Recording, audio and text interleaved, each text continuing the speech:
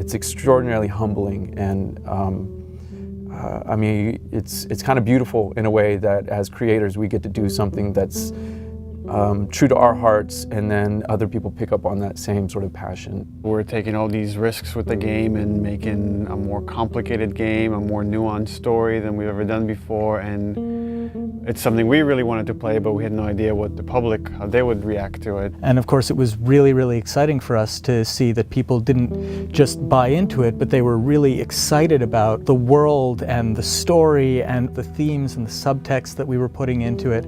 Really, people just got the game 100%. You know, as an artist, as a creator, you want people to love your work. You want to cause some emotional reactions. So it just kind of leads us and encourages us to keep going in the directions that inspire us.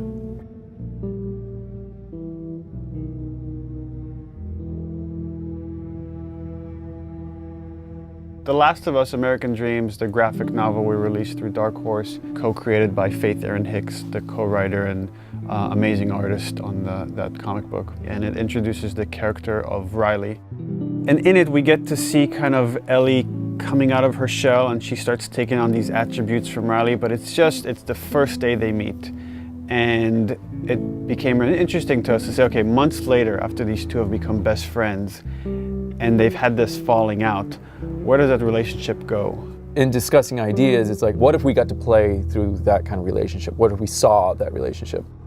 And it gives us an opportunity to test out various mechanics and storytelling ideas that maybe we couldn't test on the scale of the full game, but doing it in a smaller time frame allows us to try out these ideas and say, okay, that's interesting. How did that work?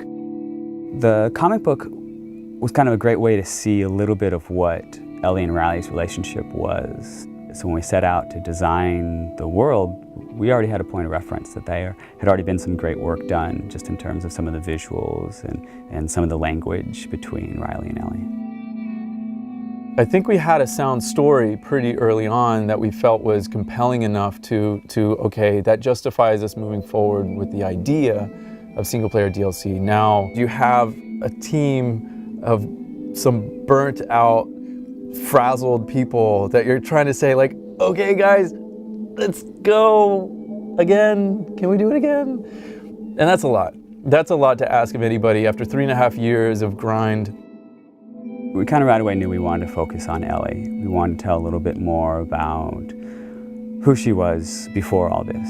We also felt like some people were wondering what happened in that time span between when Joel gets really injured and then you play as Ellie. And I felt like I wanted to meet Riley.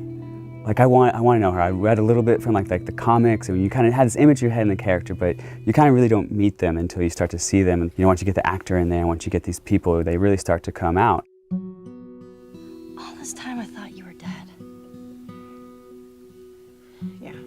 It was interesting sort of this time around to be with someone new. When Yanni came in during casting, I was like, that's totally who I saw in the comic book. That's totally her, that's totally who I heard. You need to cast her.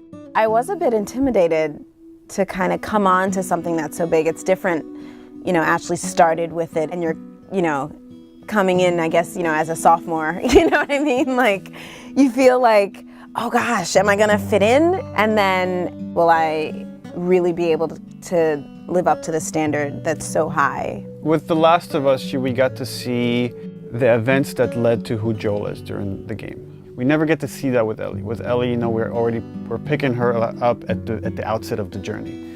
What this DLC really allowed us to do is focus on Ellie's life prior to that journey. And we get to see, you know, she's just a kid, ultimately. Despite, you know, the journey she's about to go on, you get to see her have fun, and you get to see her playing with her best friend, and you get to see her be romantic with someone. You definitely see a very different side to Ellie. Being with another teenage girl sort of brings out that playfulness and that silliness that you see glimpses of that with Joel, but you know, it's different hanging out with a 40-year-old dude. You know Ellie as this like really tough, strong kid that has gone through so many crazy things and has seen so many things, to this other side of her, a little bit more vulnerable, softer side of her through the eyes of Riley. So it's a really interesting relationship there because you get to see somebody who really influenced who Ellie is and taught her how to survive and be strong. And then you see that playful Ellie, and you see the events that are shaping her and changing her, and how she loses the one person in this world that she cares for. And then you understand why she's willing to fight tooth and nail to not lose Joel. She's already lost this person that she loved. She's not about to let it happen again.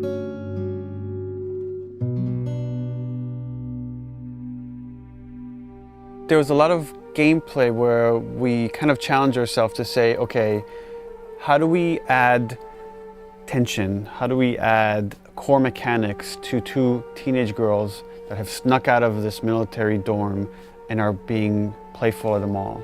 There are large portions where there is no combat, where we're really focusing on the narrative connection between you and an allied character. What's really important to us is how we parallel the player's emotional experience in the characters and vice versa. We want you to always be feeling the way that the characters are feeling. What the fuck are you looking at? We look at contrast a lot whenever we're trying to create pacing of things. And you can't have your lights without your darks, your highs without your lows. So while we're looking at the Ellie storyline, we also want to contrast that with what's happening in the desperation of Joel. So the combat is kind of an extension of the obstacles, the barriers inside of her way that she needs to overcome. Something new we wanted to do with the combat this time was we introduced David's people, sort of the cannibals in the university. By pulling David's crew into the mall, we also thought it would be intriguing to create some new technology where we had the infected fight the humans. We developed a number of setups, combat setups, during the DLC where the player has the opportunity to pit those two sides against each other. And for us, this was really interesting because this allows you to use one faction as a weapon against the other. Now you're able to use these distractions almost as bait or as lures. So that creates this whole new way to think about a combat space and to think about ways that you move around. But it still drives home that idea that it's a desperate world and you're trying to survive in it. The main themes that we're playing with, I think, are love and loss and, on some level, devotion. What lengths do you go to protect the ones that you care about?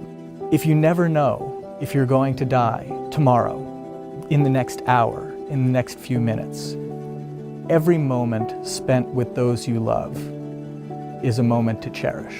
The relationship between Ellie and Joel, it dealt with survival, it dealt with loyalty, and ultimately it dealt with love. The love of a parent to a child or a child to a parent. The DLC is not that different. In this world, all you really have are your relationships and your friends. I mean, that becomes everything. And I think that's sort of reiterated in the DLC. One of the great things about Last of Us was how much people related to Ellie and enjoyed Ellie and saw her as this strong character. And here we'll get to see how her time with Riley has become that and something that propelled her to be able to go on this journey with Joel.